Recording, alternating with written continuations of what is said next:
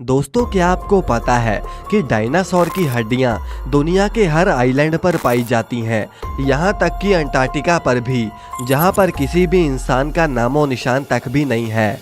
दोस्तों, ज़्यादातर लोगों को ऐसा लगता है कि डायनासोर बहुत बड़े बड़े हुआ करते थे, लेकिन उनमें से एक डायनासोर की प्रजाति ऐसी भी थी जो कि एक मुर्गी के आकार का था और वो कीड़े मकोड़े ही खाता था। लेकिन दोस्तों, वहीं अगर सबसे बड़े डायनासोर की बात करें तो वो था ड्रेडनोटस, जो कि करीब 25 मीटर ऊंचा था और उसका वजन करीब 65 टन का था, जो कि एक बड़े हाथी से करीब 6 से 7 गुना ज़्यादा बड़ा था। इतने विशालकाय जानवरों ने लाखों साल पहले धरती पर राज किया था। लेकिन दोस्तों, क्या आप जानते हैं कि धरती पर ऐसा क्या हुआ जिससे डायनासोर की पूरी प्रजाति इस दुनिया से ही गायब हो गई? इस वीडियो में हम आपको इसके बारे में पूरी जानकारी देंगे। बस आप वीडियो के लास्ट तक हमारे साथ बने रहिए। तो चलिए वीडियो को शुरू करते हैं। दोस्तों, धरती पर 6.5 करोड़ साल पहले धरती का वातावरण बहुत साफ था। सभी ओर हरियाली और जगह जगह पर डायनासोर के दहाड़ने की आवाज़ें आती थी और ये अपना जीवन यहाँ पे बहुत आराम से जी रहे थे। लेकिन इससे पहले ही इनकी किस्मत लिखी जा चुकी थी। दोस्तों, 10 करोड़ साल पहले एक छोटा एस्टेरॉयड का टुकड़ा अंतरिक्ष की तरफ आ रहा था। वो टुकड़ा धरती के 20 करोड़ मील दूर मंगल और वनस्पति के बीच एक बड़े एस्टेरॉयड में जा टकराता है, जिसके कारण उसकी दिशा बदल जाती है और वो सीधा 22,000 मील प्रति घंटे की रफ्तार से धरती की तरफ बढ़ने लगता है। जब ये एस्टेरॉयड धरती से 3,84,000 किलोमीटर दूर था, तो शायद डायनासोर का अंत ना होता अगर ये एस्टेरॉयड चांद से टकरा जाता। लेकिन होने को कौन टाल सकता है, और ये एस्टेरॉयड चांद के बिल्कुल पास से होकर गुजर जाता है। इस पत्थर के वायुमंडल में घुसते ही इसकी रफ्तार 5 गुना ज़्यादा बढ़ जाती है, जिस वजह से ये एक आग के गोले में बदल गया।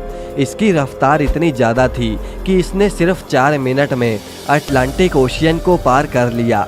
दोस्तों, इस एस्टेरॉयड के धरती पर टकराने से पहले ही धरती पर मौजूद कुछ जीव अंधे हो चुके थे और वो जीव इस एस्टेरॉयड को नहीं देख पा रहे थे, लेकिन उसकी भयानक गर्मी को महसूस कर रहे थे।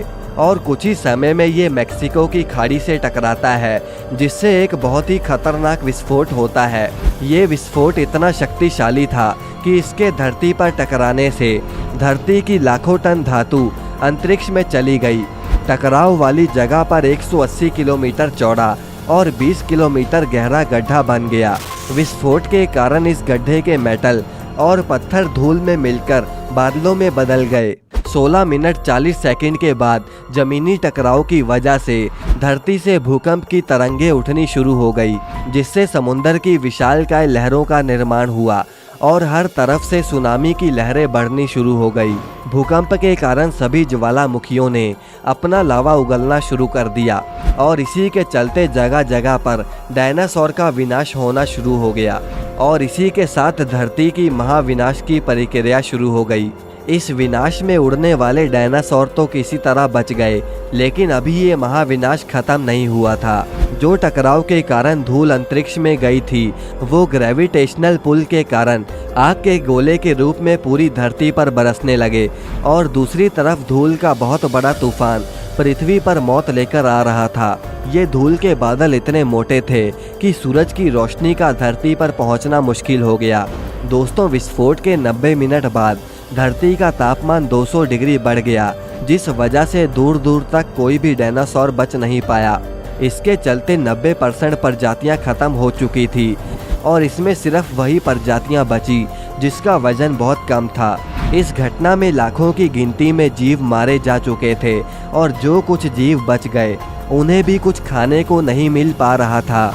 इसी के साथ ही डायनासोर्स का धरती पे अंत हो गया। दोस्तों, इस महाविनाश के बाद धरती पूरी तरह तहस नहस हो गई थी और सभी पेड़ पौधे भी लगभग खत्म हो चुके थे। अब इसके काफ़ी समय बाद पृथ्वी ने फिर से रिकवर करना शुरू कर दिया और इसके लाखों करोड़ों साल बाद इंसानों के पूर्वजों का जन्म होना शुरू हुआ। तो दोस्तों, ये थी आज की वीडियो। आपको ये वीडियो कैसी लगी कमेंट करके हमें ज़रूर बताएं और इस वीडियो को लाइक करके चैनल को सब्सक्राइब करना ना भूलें।